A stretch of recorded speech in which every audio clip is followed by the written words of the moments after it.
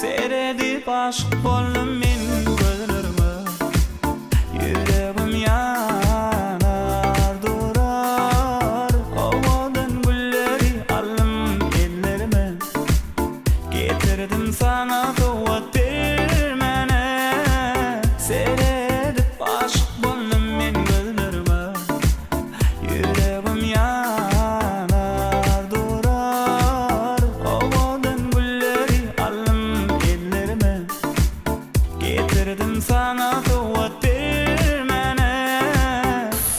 Bana ellerinde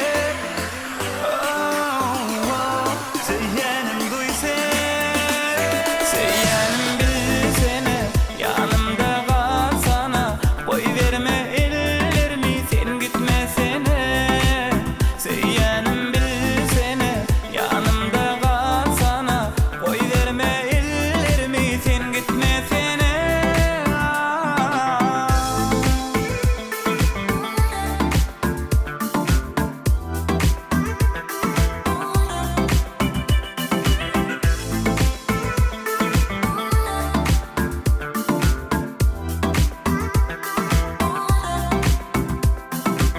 Sen şeyler mehirli Türkmen bedeli. Güldürme seret öğrendim seymeni ah. Ovadan gülleri aldım ellerime.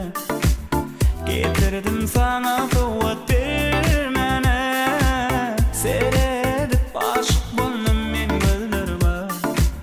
Yüreğim yanar durar. Ovadan gülleri aldım ellerime. Getirdim sana kuvvet vermene. Bana ellerim